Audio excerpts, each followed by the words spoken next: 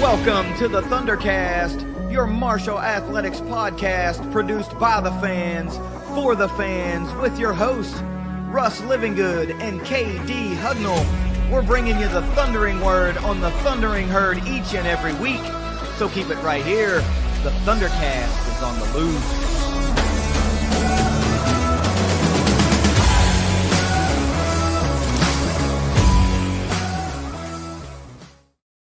Thanks for downloading another episode of the ThunderCast. You can follow us on Twitter at ThunderCast_pod. I'm your host this week with Russ Livingood. I'm KD Hugnall, and we thought it might be a really good idea to get back together and talk about the spring game weekend. Just over a week ago, everything was starting to wrap up, and man, what a great weekend. We're going to get in and revisit a lot of that weekend.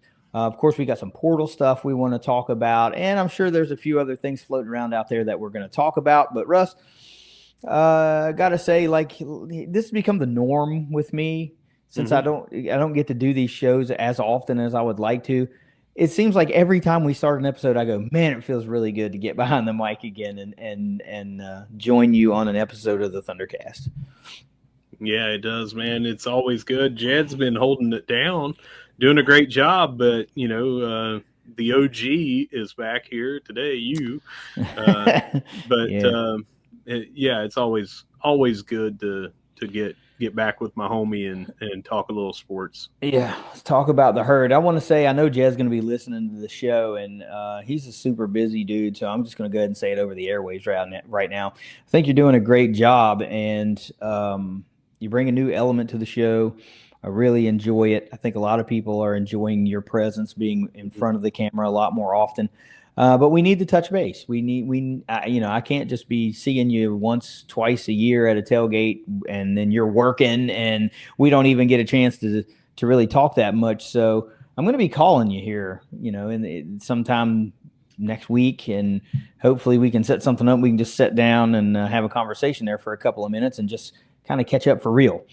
Russ, I know we've got a fair amount that we want to talk about. A lot of good stuff. A lot of, when you talk in portal, it's always mixed emotion type thing. You know my philosophy on the portal. But I know that a lot of folks just tend to think the worst right out of the gate. And at this point in the stage of college football as it relates to the portal, I don't know how you can not expect massive movement from just about every school in the country. Sure. Every time the portal cycle opens, there's no need to freak out now. This happens to everyone. Yeah. And it happens more and more and larger, and the classes are bigger and bigger, and it's just like, all right, well, it's seemingly no end in sight right now. But look, I want to talk about this stuff, but what I need you to do before we can do that is give me a word from our sponsors at Leasure Oliver PLLC. And I'm going to do so with the quickest of stories. At one time, I was involved in a wreck in Ohio as a West Virginia driver. There was another West Virginia driver in a rental car and an Ohio driver all in this accident. Leasure Oliver PLLC, 304carwreck.com. They knew the intricate details of that, and that's the sort of thing that you don't want to do by yourself. We live right on the border. These things happen all day, every day. So if you get in a wreck, call these guys. Now let's hear a little bit of word from them. If you've been hurt in a wreck, call the law firm of Leasure Oliver PLLC. Find them at 304carwreck.com. I think the best place to start for this past weekend, obviously, is, well, you can talk about what happened Thursday. I was still here in Louisville. I had to work. My weekend hadn't really started yet.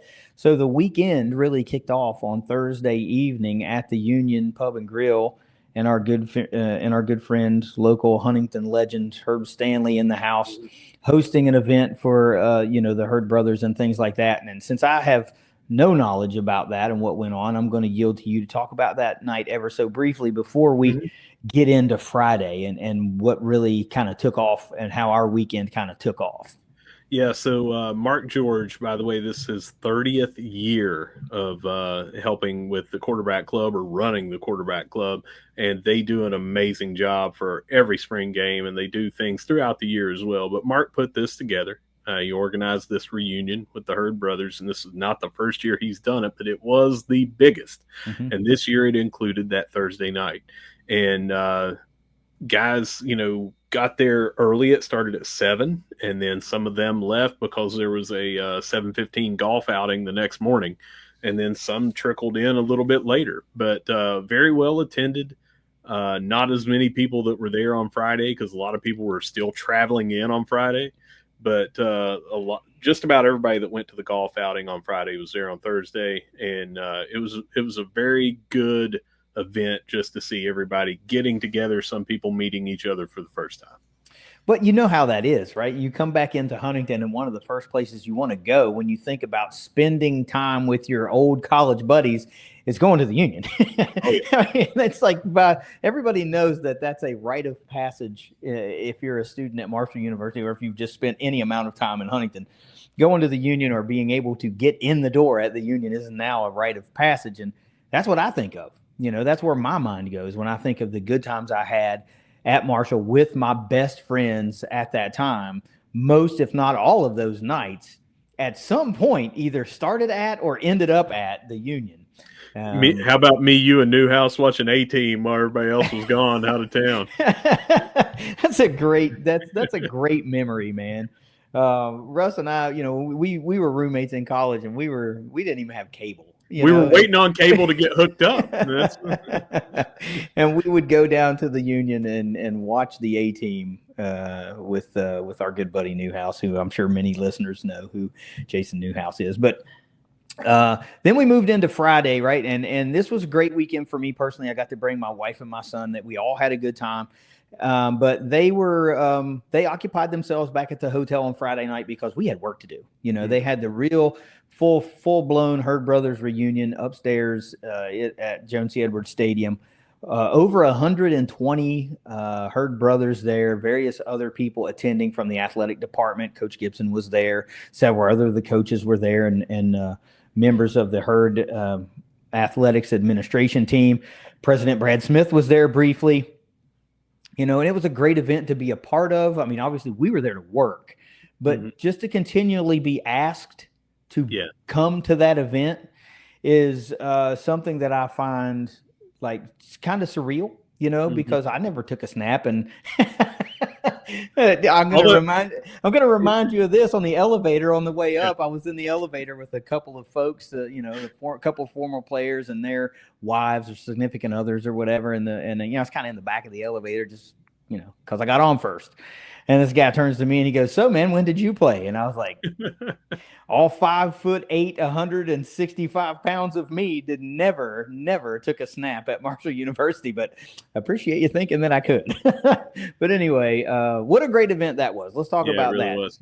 Yeah, over 130. I heard a couple of different numbers, and I think what I'm conflating is there were more people on the field Saturday morning because some people couldn't travel in until Saturday, But I'm confident with saying around 134, 135, something like that was there Friday night.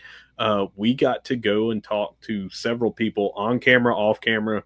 But Mike Powers, who does a lot of behind the scenes videoing and editing for Marshall Athletics and Marshall University itself, he was there talking to people as well. So a lot of these guys just got to go and tell their stories. And that was the best part of it for me, was hearing some of these stories. Well, that's what I tell these guys when I approach them about what it is that we do a lot, and what I try to do also with Inside the Thunder show is that's kind of a threefold purpose for me as far as that goes. It's number one, I want these guys, our former players, not just football players, but all of our athletes, to know that people still want to hear from them. People still remember them, and we still want them to come around, right? That's kind of the purpose behind that, is to bring them closer to the fan base and bring the fan base closer to them. Your love affair with Marshall really never goes away, and it may seem like it diminishes a little bit once your playing days are over. I wouldn't know because I'm not a player. I never was a player, right? But right. It doesn't have to, because Marshall is one of those places that really, really loves their athletes. And that doesn't just stop when you stop putting on the uniform, Sure. because you can't have a conversation with any Marshall fan about football and the name Chad Pennington doesn't come up, right? And Chad hasn't taken a snap in, almost 20 years, right? So it's this is what makes that kind of place special. And, again, that's another one of those things I want to say. Everybody says, oh, it's special here at their school. Oh, it's special here.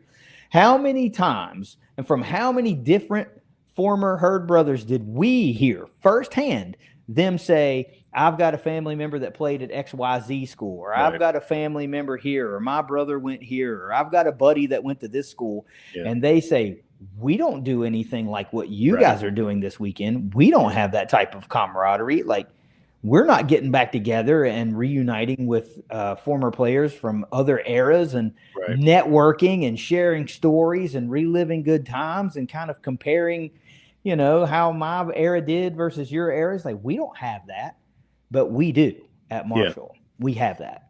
Yeah, and Katie, I don't say this to toot our horn, but one, possibly two or three different players also told us that they don't have what we're doing at other schools and stuff. Like, they have podcasts, sure, but they don't come to these reunions because it's rare for them to have a reunion before the spring game like Mark put together here and Aaron Ferguson helped put together to get these brothers here. But, Mike Powers was there. There was another guy in another room doing this, and then we were doing our thing with that. And they had people to go and talk to, and they said that is not everywhere else because they talk to people, like you said, family members, cousins, some of them are in coaching, and they have, players that have gone on to schools, and they've told them, it's like, no, you don't have that. And you're right. And of course, it's not about tooting our own horn, because I feel like we are incredibly fortunate just to be able to be asked to be there, that we offer some type of service that the right people see of value. And my favorite part about doing what we do is when we are talking to an athlete and they feel like, hey man, you want to talk to me? Like, of course I want to talk to you. What are you talking about? I want to hear your story. Like, you lived it, you saw it, you were on the field for those games and in the locker room for those championships, and you have those stories. And of course, not only do I want to hear it, everybody that puts on a Kelly Green t-shirt wants to hear it, So I'm always thankful that every year so far for the last couple of years, they've asked us to be a part of that. And this year it was much more successful from a content standpoint for us. And I think a lot of that was now more people recognize who we are and more comfortable with what we do. And they know that it's not it's a serious thing. We're going to be legitimate in how we ask questions and what we do. So we were able to obtain a lot of great content for Herd fans, which we will be transforming into a really well put together project. It may take a while because we got a whole lot of content, but when we're able to put that out, I think it's something that people are really going to enjoy. I think the guys that were nice enough to sit down and spend some time with us are going to enjoy seeing that play back. So it was just a very, very, very, very successful Friday evening. Again, hats off to Mark George, the quarterback club, the coaching staff, administrators for putting that all on and setting time out of their busy weekend green and white game schedule to pop up there and say a few words and talk about how important they are and what the vision is and what we can all do to make this thing grow bigger and better and involve more of our Herd brothers, because they matter. They matter to Marshall currently. They matter to this new coaching staff. Let's get that out in the open too. Coach Gibson was there and talking to these guys, and of course, Tony's pretty familiar with Marshall football, being a West Virginia guy, being a longtime WVU assistant and playing here a couple of times as a coach. And he knows, but I think he also knows that, like we've been saying, it's special here at Marshall in places because we do things that they don't have in other places. So you want to embrace that. You want to encourage that.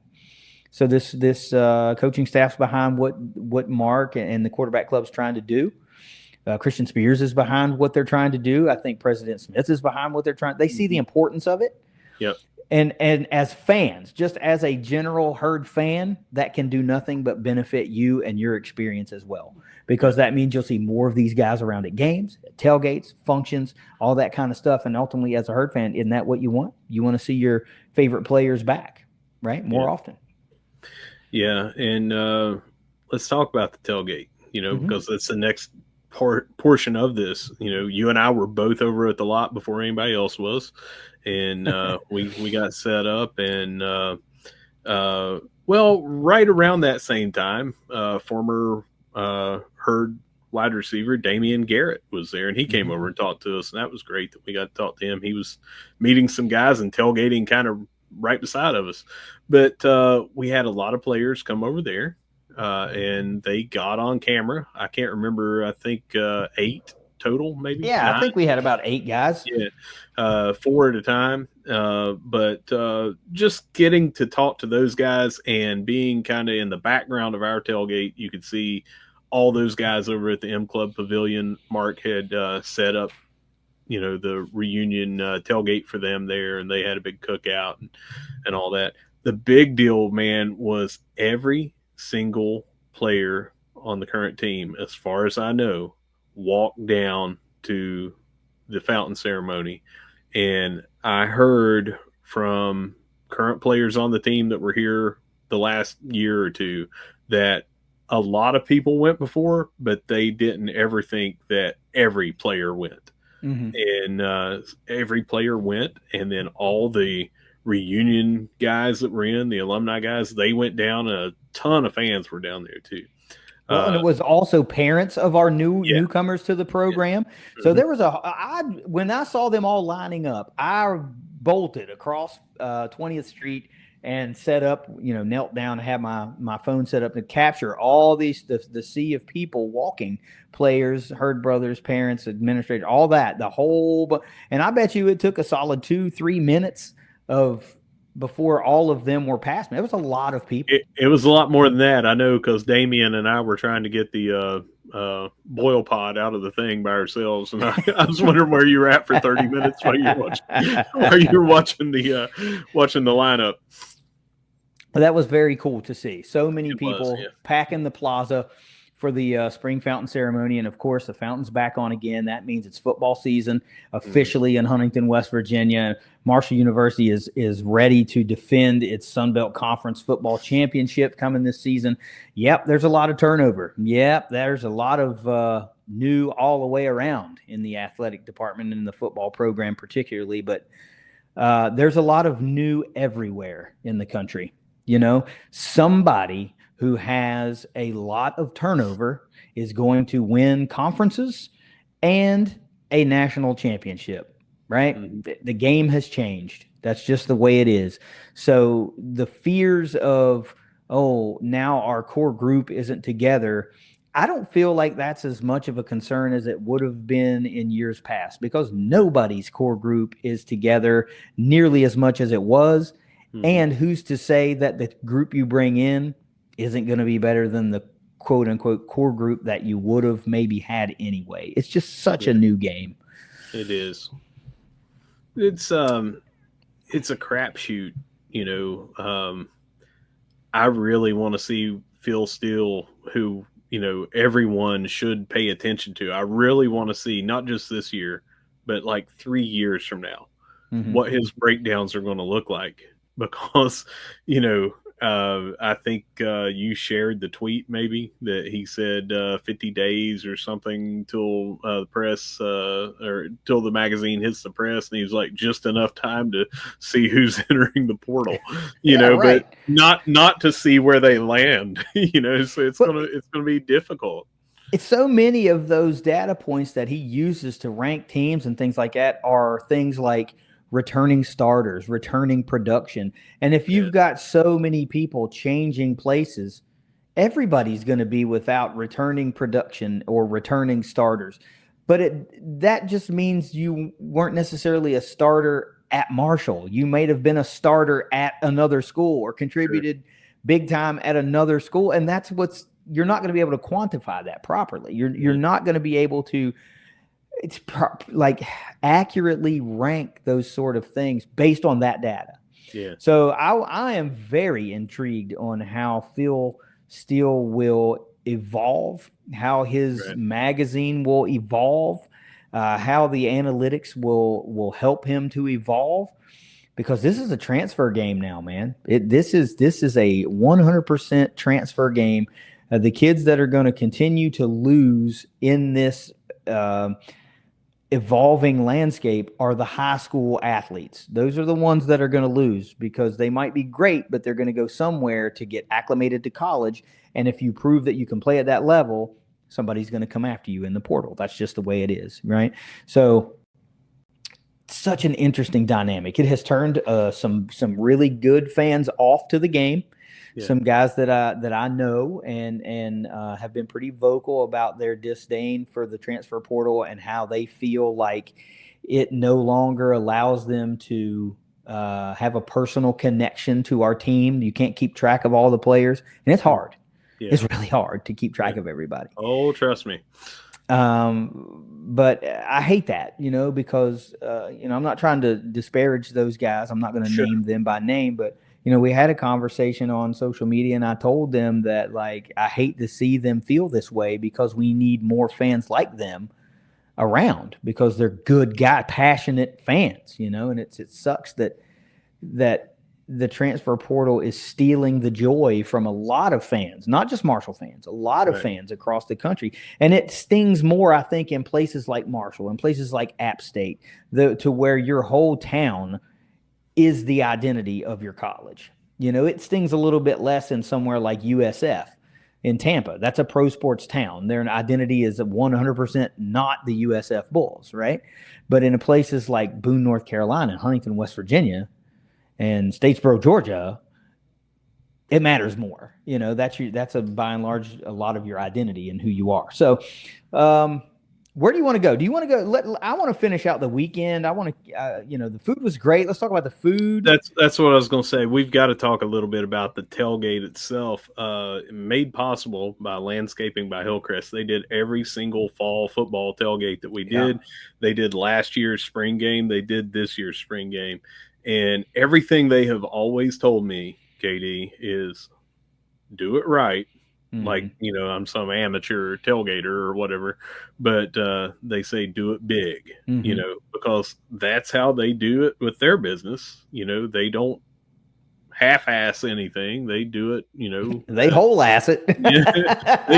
they do quality work, and, they do huge jobs. And they said, all I ask is that you make it a big tailgate. They don't want to have people come over and we say, well, we grabbed some Wendy's cheeseburgers. They're in a tray over there. No, that's not our style. We had a low country boil, and a lot of that was because there are guys, the Kentucky Mash Boys, had prior commitments. The date was set after they had already, committed to some things. So, we made it work. Mm-hmm. We tried to do some other things, and this just kind of was the way to go when I started thinking about it. And it was a lot of work, but it, I think, came off pretty good, man. It was really good food. I think it came off really well. The vibe was a little bit different because we didn't have the big RV set up, and we didn't have the centralized music system playing, and there just wasn't like as noticeable of a footprint, right? Yeah. But it was still really good. People were, walking by, and I me, man, I'm actively recruiting people that may not know that what we're doing, who we are, because we're not flying flags, we're not wearing branded merch, like we're wearing Herd stuff. So we could just be any other tailgate. But me, I'm like, hey, you guys hungry? Come on over and grab something to eat. I'm actively recruiting people in the West Lot to come and eat. I'm walking around with plate of food saying, hey, you guys hungry? You want some low country boil? It's right over here. We got a ton of food. Come and eat, and I'm talking about Landscaping by Hillcrest. Like, it's all sponsored by Landscaping by Hillcrest. Come over and get something to eat. We got a ton of food, and we do not want any of it to go to waste. And I mean, people were steadily coming over, steadily making a second trip. It was it was great. And, you know, right before I had to leave to go back to my hotel to get dressed to go to the Alumni Awards banquet, I walked back to the tailgate and I saw Tom over there, and I obviously had to walk over and tell him thanks for sponsoring the event again. And he said, "There ain't no amount of money I won't pay for a good party." That's what he said to me. So, and if that doesn't tell you that he's the right kind of sponsor for a tailgate, then you don't like tailgating. And I got to tell you, I've used them several times throughout the years that I've known them. I have given their name and contact info to people that always say, "Who's the best landscaper around?" I always say, this is way before they were a sponsor. It's these guys, just look at their portfolio, man. If that doesn't tell you, we have some friends that watched the show over the years and went to the tailgates over the years and saw, and then they got some work done at their place and a big project and everything. So these guys know what to do. They do it great. Quality is at the highest of their priorities, and they were actually at my house today doing some more work, and just blows me away, the kind of stuff that they do and all that. But again, that's what they said they wanted to do as a sponsor as well. They said, we want quality, we want big, and it's just right up Tom's alley. He's probably not going to go to some place that just has one parking spot and it's one dude, like I said, with Wendy's burgers. It's just not his style. It's not our style. So it just fits. And thanks to those guys. But last thing I'll say about them is just go to landscapingbyhillcrest.com. Look at everything that they do and look at the photos of what they do. And I think you'll understand what we're saying when we talk about quality. Yeah. And of course, we can't talk about a tailgate without talking about ThunderCast Live, powered by Ignite.link. Jed Horton behind the scenes doing the work so that we can put together a quality tailgate show for the fans that couldn't make it to the game this year. The problem with that was, Russ, a hell of a lot of fans came to the game this year, which is a good thing in its own right. 10,113 fans, Herd fans, give yourself a round of applause. Coach Tony Gibson issued the challenge. We thought it was going to be a pretty tough challenge, and it was, but you came through. We beat that drum over and over for week after week after week, reminding people to get tickets, that they were cheap, that you could get tailgate spots for cheap, and you could have a fun day, and it was a really nice day. Our sunburned faces really drove that home, that it was a really nice day. But to that end, not a lot of people were able to watch the tailgate show because they were at the game. So if you missed that, if you were at the game, I implore you, go back and watch the tailgate show, because like Russ said, we had 8 former Herd brothers on the show, some from the late 70s, early 80s era, and then some of those Mac era, which is more of our era. We were students in that Mac era. And listen to what those guys have to say about the weekend, about this team, about what they're looking at when they come back to a game and go to a spring game. It was a really good episode, but of course, all the thanks to that goes to Jed Horton and the folks at Ignite.link for continually making us able to, or allowing us to do these things so effortlessly. I mean, all I have to do is show up, grab a mic, and start talking. Man, how dialed in is he too, that he keeps condensing the stuff down and getting it like more simple for us to do and all that. And but yeah, if you missed it and you're wondering where it is, I'm not going to give you a big description. Just comment right now and say, hit me with the link, and we'll respond and send it to you. Well, it's really hard to find. You go to the ThunderCast YouTube channel, click on the tab of live, and you'll find it. But yeah, we'll be glad to link it anyway. Russ, then we went into the game. I wasn't able to stay very long. That was the one thing about the weekend that I regret not being able to get more of, but that was because of the Alumni Awards banquet and time constraints and things like that. I really only got to watch about the first quarter of the game before my wife and I had to go back and get showers and get changed up and everything. But I tell you what, I came away with what I saw with a couple of main overall themes. Number one, there is a lot of speed on this Yeah. team Yep. on both sides of the football at just about all positions. And I'm not talking about one guy. I'm talking about depth and speed, right? So if you're a fan of fast football, then I think you might be a fan of this herd team. And of course, there's a lot of pieces that are going to be entering from the transfer portal. So we can't really gauge what we're going to look like probably until August. But Hmm. what I saw in the spring game looked pretty promising. Hmm. The quarterbacks looked pretty good. There were a couple of throws that went errant. There were some interceptions and things like that, but you're going to have that. It's a spring game. Yeah. By and large, there are a lot of athletes on this team. There's a lot of speed on this team. Mhm. Defensive secondary looks really good to me. Linebacking core looks like it might be an initial, it's just knee-jerk reaction. Might be an initial strength again from what we thought might be a question mark last year, turned out to be a strength. And now we lose Jaden Yates. We lose Landon Watson. So it's a question mark again until it isn't. But from what I saw, I liked what I saw from some of the running backs. I liked what I saw from several of the wide receivers and defensive backs. And I really liked Zion Turner and Del Rio Wilson. Both those guys looked really sharp. Jaquan Long looked pretty good. So we've got some good problems to have right now. You were able to stay a lot longer than I Mhm. was. How about some things that stood out to you? Yeah, seemed to me that Del Rio Wilson is in the lead right now. Coach has not named a starter yet. I mean, it's April, Right. but he seemed to be in the lead. He seemed to be extremely comfortable back there. He's mobile as well as being able to find the receivers. Zion Turner looked good as well.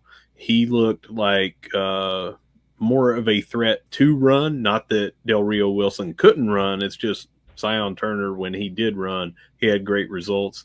Long was throwing to the twos behind the offensive line twos with the running backs blocking that were the twos. So what I looked at was he seemed to be pretty poised, had a big arm, but he was playing against the ones with the twos. And sometimes you just have to wonder, well, if he was over there with the ones and those guys were with the twos, would it be a little more equal? But I think we've got three capable quarterbacks that we don't have to worry about any kind of big drop off, if that makes sense. Yeah, it Uh, makes perfect sense. And that again was a problem that we worried about last last year, year. heading into the spring. Hmm. And even into the season, we were wondering like, well, who's the guy, right? And it Right. took quite a ways in before we figured out that it was going to be Braylon Braxton's show. It's a different there's different questions that we're Yeah. asking this spring Yeah. versus last spring. Moving over to the receivers, Antonio Harmon looked really good as the wide receiver that went to tight end and is now back at wide receiver. He's got some great size, athleticism. Speaking of tight ends, both Toby Payne and Tracy Stevens looked really good. Running backs, Joshawn Barbie stood out to me with a lot of running backs actually standing out, but Joshawn Barbie looked good in his carries. Um, Defensively, Javea Gilmore just really took over one possession in particular. He was dominating. And Boogie Trotter and the rest of the defensive backs put on a show. Boogie in particular, he jumped the ball, jumped the route, and went untouched. With basically, he could have walked in toward the end, and that was one of two interceptions he had. Also had a couple of pass defenses, maybe at least one that I can remember. But a lot of guys balled out. And special shout out to a couple of plays that we ran on three separate occasions with three separate players. We did a double reverse or a jet sweep into a reverse Mm-hmm. or a handoff to the running back and then reverse, and did it three times and two touchdowns from two different players. So maybe a wrinkle that we're going to have to get used to seeing, which I'm not saying is a bad thing at all. I'm saying that's a positive because faked out just about everybody. And if they're seeing it in practice and it's still resulting in touchdowns, looks like that might be something that we're going to see. I mean, I expect us in a Rod Smith offense to have some pretty imaginative ways to get the ball into open space, and we had a couple of those guys that got that in open space. Those are the kind of guys you want to see in open space. Yeah, I mean, look back to last season when that staff and a lot of those players were at Jacksonville State. Mm-hmm. They had a phenomenal season in the Conference USA. And yeah, I know that Marshall fans love to just say, oh, well, but it's the Conference USA. But still, their top teams are still pretty good teams. You know, you're talking about Liberty and Western Kentucky and Jacksonville State, like really three solid teams. And some of our listeners will like hearing this, but, you know, it's not how I mean it. They boat raced Western Kentucky in that Conference USA championship game, and that's a good Western Kentucky team. So if you're seeing that type of offensive outpouring, go back and look at the score of that. I don't know what it is right off the top of my head. I just know it was pretty convincing. You know, we had a really convincing win over Louisiana. Theirs was more convincing over Western Kentucky. So I think what you want to do is go back and look at some of that film, some of those highlights of some of those games. Of course, not all the players came to Marshall, but you get to see the blueprint of an offense of what you might see inside Joan C. Edwards Stadium in 2025. Mm-hmm. It was just a really exciting game. Of course, I think final score ended up being like 41-0 or something. 41-0. Green over white. Green was the ones, white was the twos. Yeah. Kind of as expected. Of course, I didn't get to see any of the second half when it was just like a fans first, fan day type thing. But I heard so many great things from social media folks that were there about this wasn't a timed event. This was we're going to take care of all of our fans event. And even some people saying things like, for the first time in a long time, I feel like I have my program back. You know, and that's the kind of shit that hits me in my Kelly Green heart, right? Because some folks might have felt a little barrier of distance between them as a fan and the program the past few years. I didn't really feel that. But if those people feel like they have their team back, that's a good thing. Yeah. If they feel like they have a staff and a group of players that don't feel like they want to be somewhere else, they want to be right where they're at right in that moment amongst the fans, that's a good thing. You know, I think that says a whole lot. So to know that the players are out there playing ball with the kids and taking pictures and signing autographs, and the head coach stayed there until every last person got the autograph or the picture or got to say hi or whatever it was until that was done. That's awesome. Yeah, and I didn't get to stay either. I actually left at halftime to go out and, had to get that massive tailgate cleaned up and, in as many vehicles as I could find so we could get to the alumni event as well. But one thing that I learned from Paul Swan's The Drive, great show, by the way, the current players went up to the reunion players, the Hurd Brothers alumni, and shook their hands and everything. So introducing the new to, who brought this program here to be able to have this. So I loved hearing that. Paul brought that up and he thought that was great, and I did too. Just that connection, more about how you're talking about everyone saying it's special here. That is a very, very good way to have these guys feel connected to the current team. They got to meet the coach and hear the coach on Friday and everything, but then the players came up and shook their hands. Yeah. Well, and let's face it, that's probably a really positive thing for the current players too, because you walk around the Shuey building, you see these names on plaques, and this guy got drafted by this team and he played here, and this guy's jersey's over here and he's on this trophy here, and then you get to see that guy and you're like, wow, okay, So like, it's not just a name on a plaque anymore. It's a guy that I've spoken to. And I'll tell you, in this day and age of college football, we know now that a 4-year player, a 5-year player at one school is going to be a very, very, very minor, like a minority type thing. It's just going to be a fleeting, dying breed of player. So when you get those guys, you gotta cherish them, because they are really choosing your program, or their program. And some of these guys are meeting these Herd brothers, and this is their final stop. They transferred in as a grad transfer, as a senior with no more eligibility after this year, and they'll be a Herd alum, right?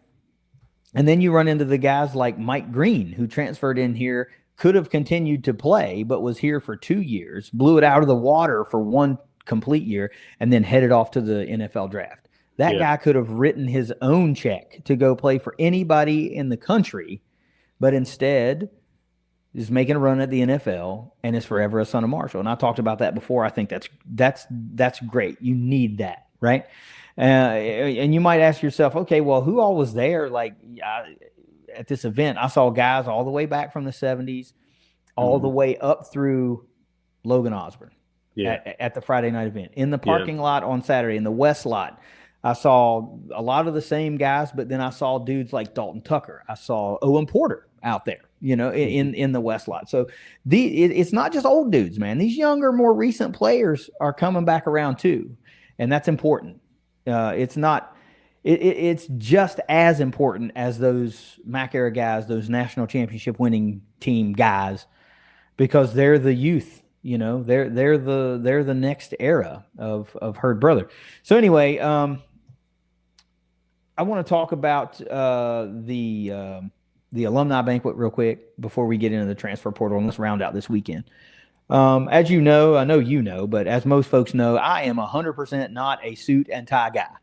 But I went and got myself a suit and tie and dressed up and looked the part to attend this awards banquet. And man, it was super cool. What a really cool event. It was a lot of fun to sit there and listen to the stories of some of these alums that were being honored. I mean, like, man, I really felt like I was in the presence of some really, really, really accomplished people. I mean, 60 some expeditions. That's the word. 60 some expeditions to Antarctica. Wow. And Antarctica and Mount Kilimanjaro, which he was there for like a couple of years living on the mountain or something insane. Right. It's stuff like that. And these are the alums that are, when you say distinguished alumni, like that word distinguished gets attached to an award a lot just to make it sound fancy. These are some distinguished people, man. It was really, really cool to sit there and be a part of that evening. And of course, we had a buddy of ours that also got an award, Ryan Crisp. Shout out to him for being honored as a partner well of the deserved. Year. Well deserved. But what a really fun evening. My wife got to get all dressed up and look gorgeous. She did look gorgeous, by the way. Your wife looked gorgeous as well. And we just got to kind of live it up a little bit and have a really unique style date night for us, I'm glad she came. I'm glad she took part in that. And I'm really glad and I'm thankful to the Alumni Association and the Marshall University Foundation for seeing value in what you and I do. And I'm also going to include Jed in that, since he's such a big part of our team now. Collectively, as the Thundercast, seeing the value in what we do for Marshall University and awarding us the Dr. Ronald G. Area 3 Cs Award. And those 3 Cs stand for current students, current alumni, and the community. Very humbling to hear those guys sing our praises on the introduction to the award. But man, it was just really, really cool. It was a moment of validation for me personally. I have a hard time accepting praise because I say this over and over. I don't feel like it's work. It's just fun. This is a lot of fun. I mean, we're talking about the Herd, man. Who doesn't want to do that? What two fans don't want to do that? So it's hard for me to accept praise because I don't feel like I'm like grinding and working hard to do this. I'm just having a lot of fun and people love it. Well, it's, you and I have talked about this before, but it was kind of like, hey, this guy's basically lived in Antarctica for 50 years, and these guys talking to a microphone, you know. Right, right, right. But it's still really nice to know that we are providing value to our alumni base, our current students, and our university, our community Yeah. as a whole. So super cool. I had the trophy normally sitting behind me right there, but since we were coming on camera, I grabbed it here to bring it, like nice little moonshine looking jug from Blinko Glass. Very, very cool. Um, you know, we didn't really have an opportunity to like they didn't want us to give acceptance speeches, which I'm glad. Thanks, first of all.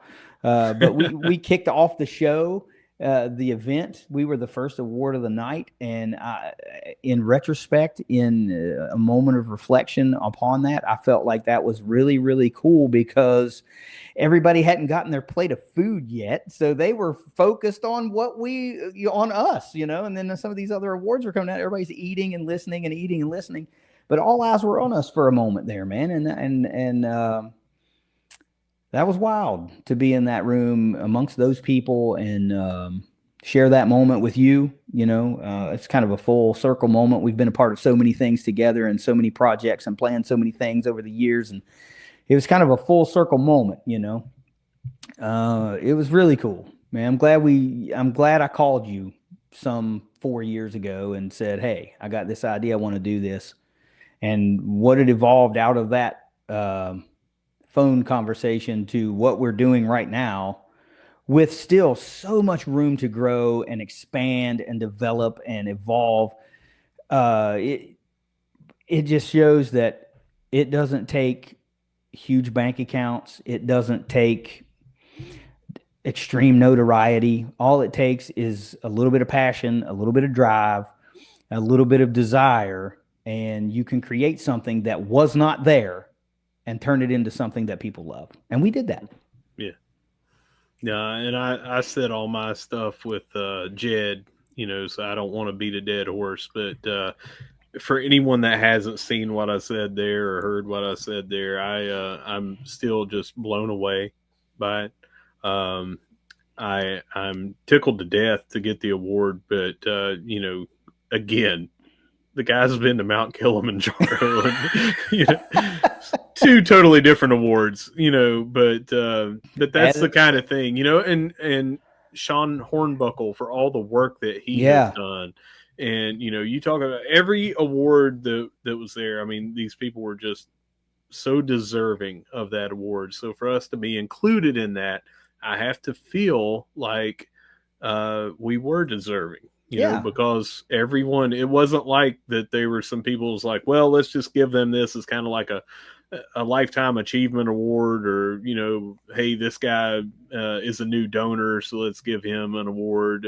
It was like every single award, those people just, you could tell they just nailed it. So so that made me feel, I guess, kind of like maybe we do deserve this award. Yeah, and that's what I said. It was a moment of validation, and Jimmy mentioned that in his opening remarks. That wasn't aimed at me, those comments, but he had a moment in his opening remarks where he talked about validation. Mm-hmm. And I told him, I specifically sent him a message or on Facebook or something about that, and I told him that he was saying that to someone else, but it hit me because I had been kind of struggling with deservedness, because we talk about herd sports and we have fun. This is not work, this is fun. And when I heard those words, it really hit me. And if you don't care, I didn't get the opportunity to say any type of words. But I'd like to read something because I want to make sure the people that deserve thanks get that thanks real quick. So if you give me a minute or so, I've written something that I want to read, and then we can talk about the portal and we can look to get out of here. Yeah. Thank you. My gratitude is surpassed only by my pride in being a son of Marshall. I do not take recognition of this nature lightly. First, obviously, I wanted to thank my beautiful wife, Jennifer, because without her support, I would not be able to do this show. She sacrifices a lot of free time that we would be able to spend together, a lot of time that we could spend with our sons in order for me to do this podcast for herd fans and for myself, really. I love her madly, right? Thank you to the Marshall Alumni Association, National Alumni Association President Jimmy Black, and every person that watches and listens to the ThunderCast and the entire herd universe. I am a native of a small, now mostly forgotten former coal mining town in Kanawha County. In fact, it's the oldest town in the Kanawha Valley, a town called Cedar Grove. Way back then, in that small town, I was destined to be a son of Marshall. I just didn't know it, and I think a lot of us are like that. Growing up, my elementary and junior high school colors were Kelly green and white. Then it came high school, and I attended DuPont High School, and despite those colors being blue and gold, I attended high school alongside a legendary wide receiver that would go on to rewrite the Marshall football record books. As he lit up the scoreboard in Huntington, my eyes turned toward choosing a college, and I began to zero in on Marshall. I wish that I had profound reasoning as to why I chose Marshall, but I don't. The fact is, it was two reasons. Number one, they had my desired major at the time. And number two, honest to God, they had a good football team. That's why I wanted to go there. I thought that if I didn't make any friends, at least Saturdays would be really, really fun. So began my love affair with the herd in August of 1997. Marshall provided me with an environment to thrive. I was challenged academically. I flourished socially. I discovered a lot about who I was. I was mentored by great men. I met lifelong friends that I call my brothers. Marshall's story is one of resilience and perseverance and of strength. We are tasked with achieving more with less, and at times with nothing. There's a feeling that's a feeling that resonates with a great many people, which in turn gives way to a resourcefulness that is West Virginian to its very core. I approached Russ with this idea that would become the ThunderCast because I just wanted to talk about herd athletics. I wanted to feel closer to Marshall. I wanted other herd fans to know about all of our programs, not just football and men's basketball. Our women's sports and men's Olympic sports carry equal importance with us. Those athletes work equally as hard. They compete just as fiercely and achieve just as much. They win championships, both as individuals and as teams, just like our football team. Our podcast has been widely embraced by the Marshall administration, coaches, players, and fans alike. We are truly a voice of the herd fan base, and that carries with it a responsibility that we hold tightly and closely. We will never misuse it. We aren't interested in likes or followers. We aren't motivated by reposts and shares. We have two goals. One, to grow and galvanize the herd fan base, and two, to support our athletic programs, coaches, and athletes, and to give back to Marshall University and its fans. I know that I can't solve a financial need with a huge donation, and I'm okay with that. I'm just like most fans. I do what I can. What I can do is use my platform to rally support, to get more tickets sold, to get a few more people to join the Big Green, or perhaps see value in making an NIL donation. Maybe I can open your eyes to the benefits of joining the Alumni Association. Maybe one of my interviews gives you a new favorite player.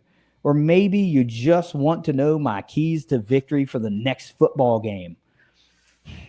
The bottom line is there's room for everyone at Marshall.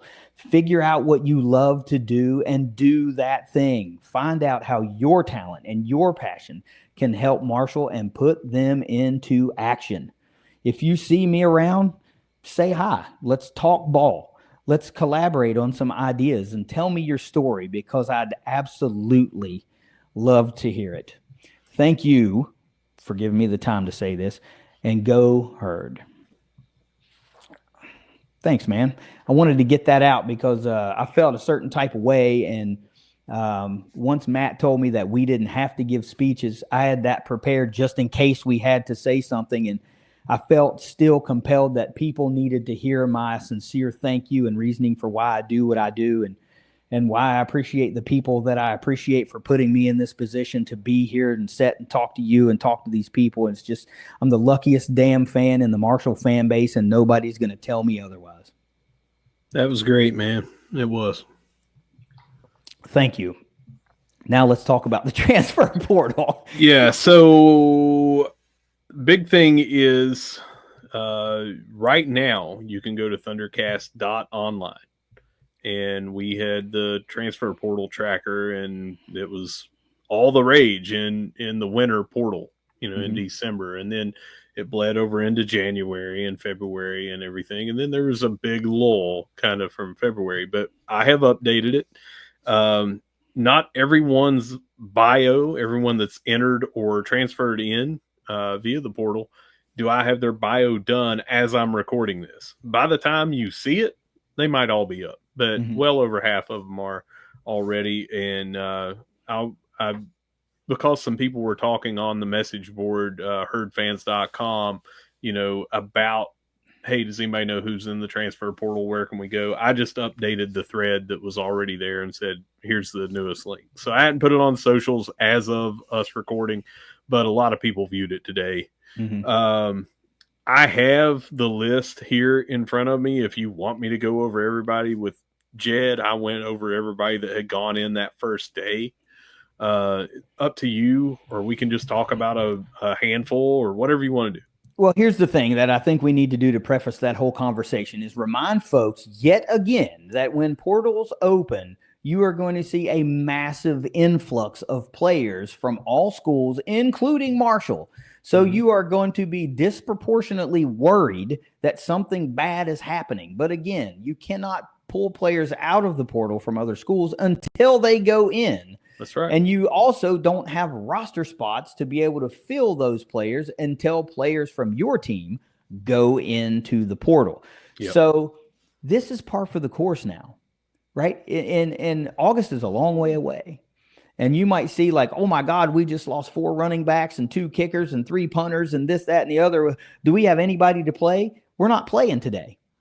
We're not playing in a month. We're playing in several months, and there's going to be a whole lot of ballers out there that are going to be available for this staff. And if you weren't impressed by the class they put together in the fall, why the hell are you worried now? Because they did that in a handful of weeks, So now they're going to have a full portal cycle. They're going to have the spring and most of the summer to be able to round out this team. And we saw this with the previous coaching staff and even with Doc Holliday. He was adding guys all the way up until sometimes game week of week 1, right? And is that ideal?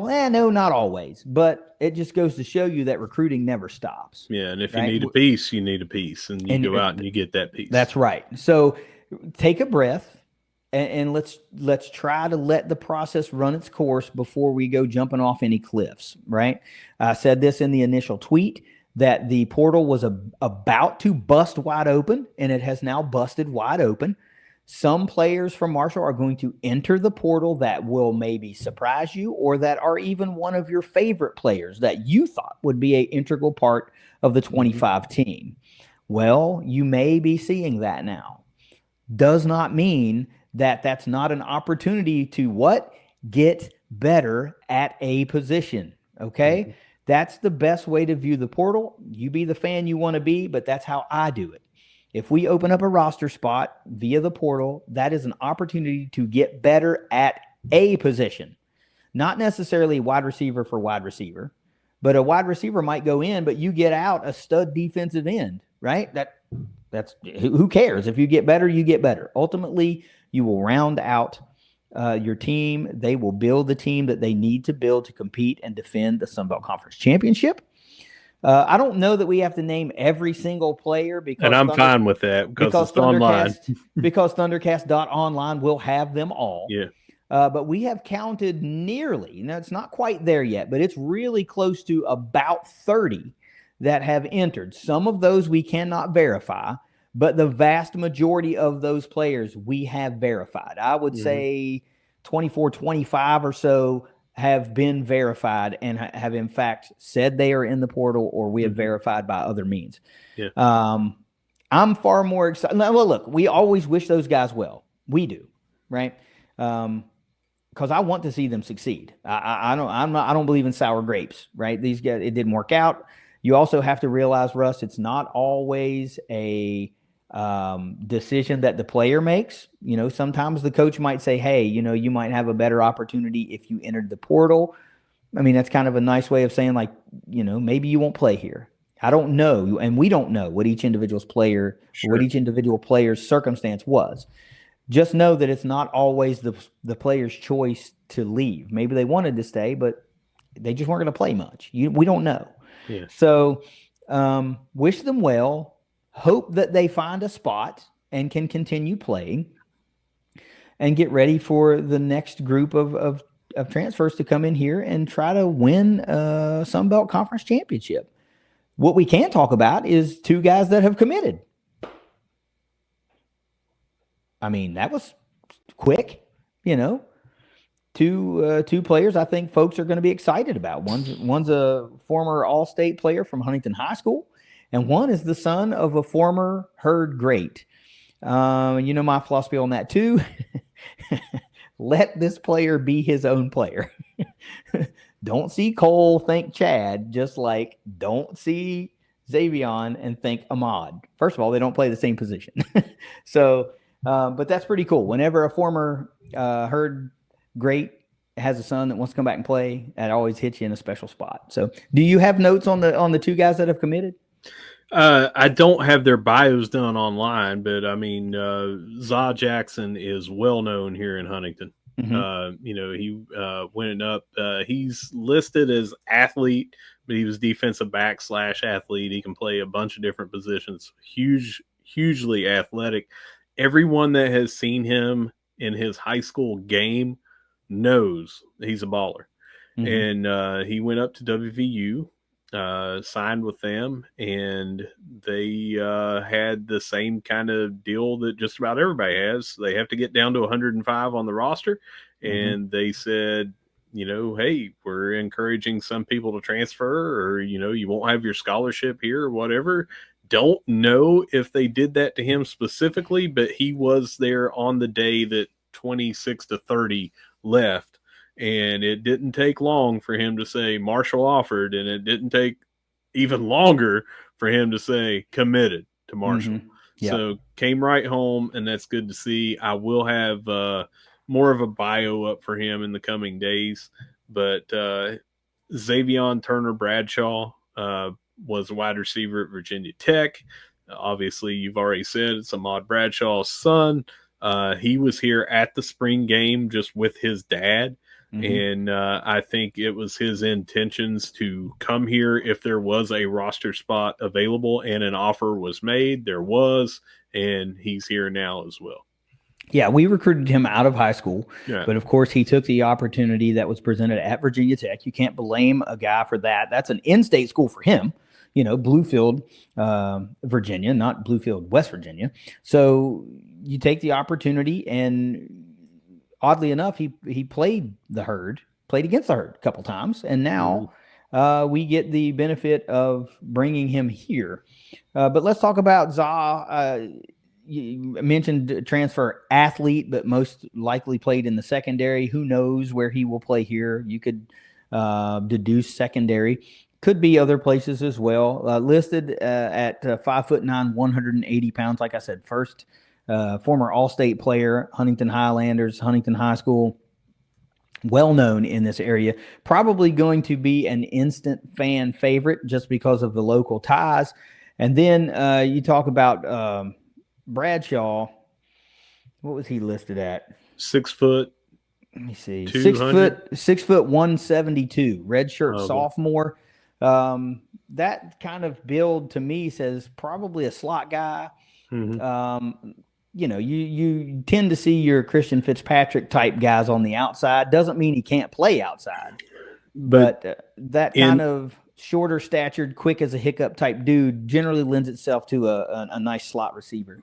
But we have also seen very recently in a Rod Smith offense that you have a kind of a hybrid of that size that plays running back, wide receiver, slot guy.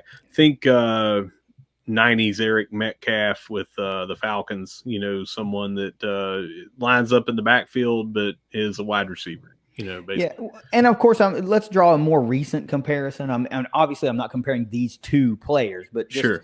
in the scheme and the roles that they play. Think about a guy like Christian McCaffrey who can run the ball out of the backfield, but also catches a lot of passes out of the Right. backfield. So for our younger listeners that are like, "Who the hell's Eric Metcalf?" It's like, okay, a guy like McCaffrey who's a do-it-all kind of Swiss Army knife player for you that you can line him up in a number of different areas and be impactful. I think that this Rod Smith offense is going to be really, really attractive to a lot of different players in the portal because it's going to give a lot of guys an opportunity to showcase their full skill set in a lot of ways. So that's one reason primarily I am not worried about so many guys leaving right now, because that's 20 some, almost 30 some opportunities to get better.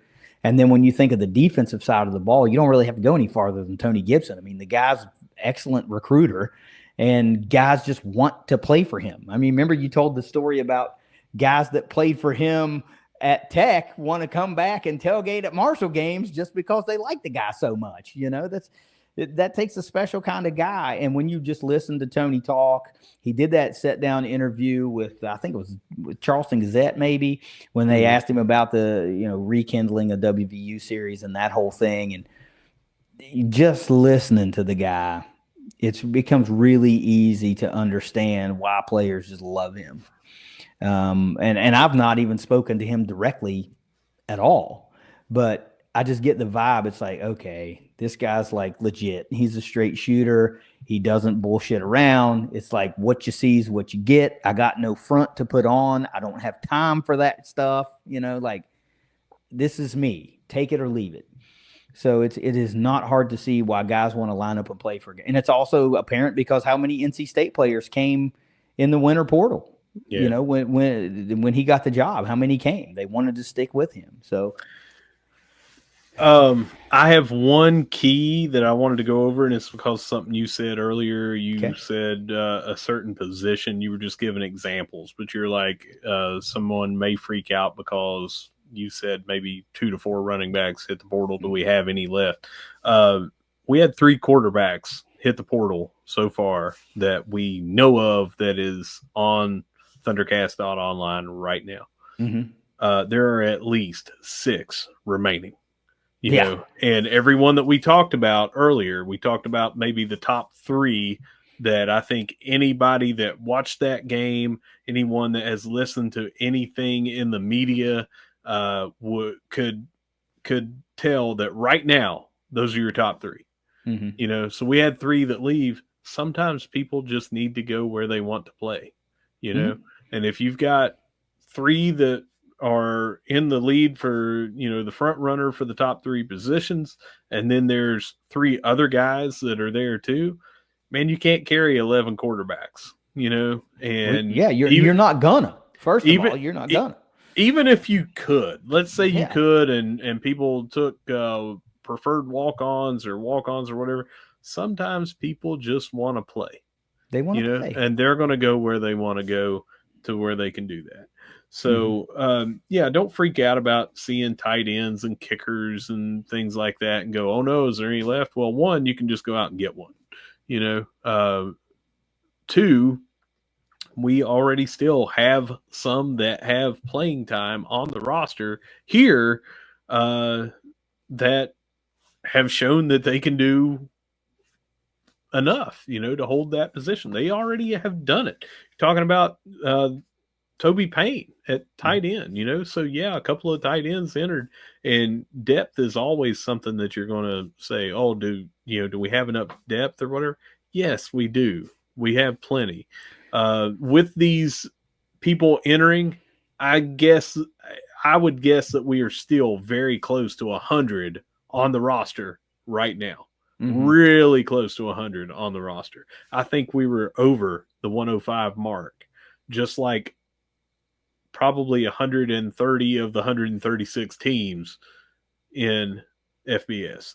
Yeah. So we are fine. We have depth, but that doesn't mean that we're not going to keep going out and trying to add and make our team better. That's right. This is a business now. Yeah. As much as people don't want to believe it or want to think of it that way, it is. And teams are going to make a business decision, and the portal makes it easier for them to do it, to make that business decision, just as it makes it easier for the player to make a business decision.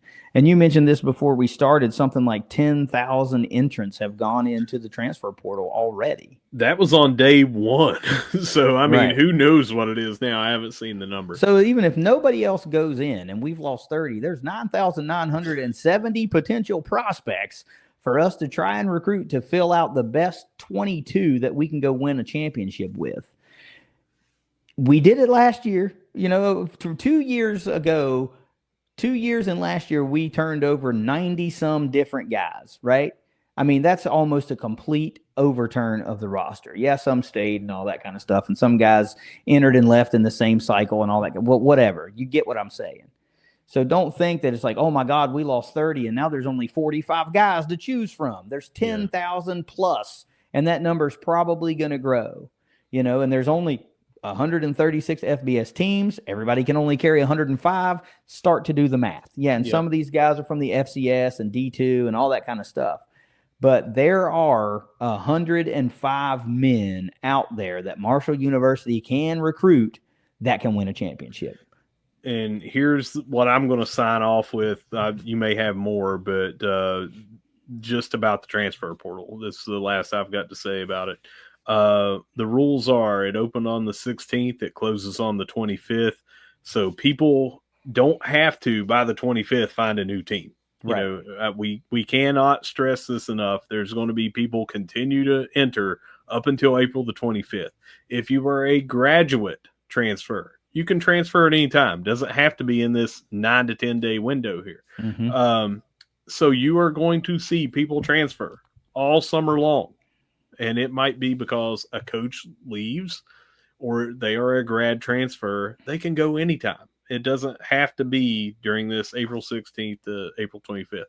After you enter, you have 30 days to withdraw and return to your team. Mm-hmm.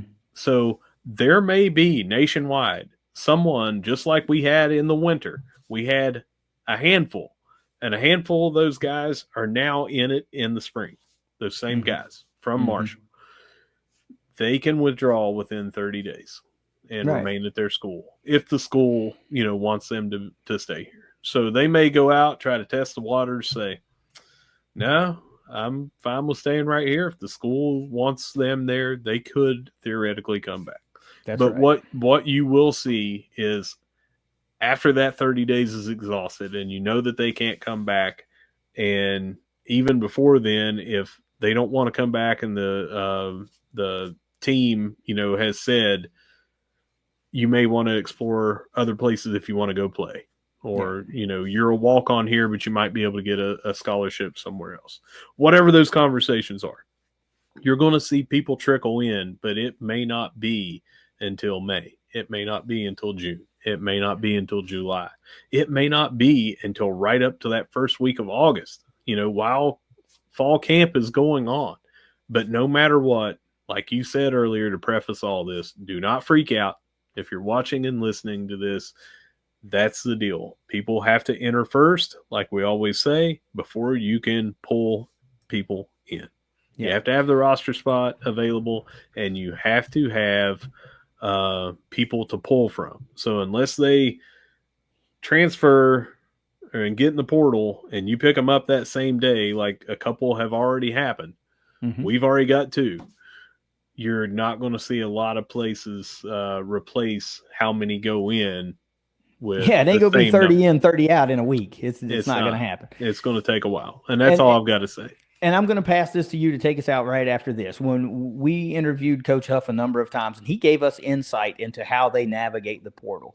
So we tend to be a little bit more calmer about the process because we kind of know how it works. But I'll remind folks that it might also look like we have spots to fill, but we don't, because they're not going to announce that stuff because they don't want people to come and pluck them at the last minute until we can get them tied to a financial aid agreement, which is i.e. a scholarship and things like that. So this could run long, but it's also kind of cloak and dagger stuff. They have to protect their assets. We have to protect our program and the weapons that we are able to recruit.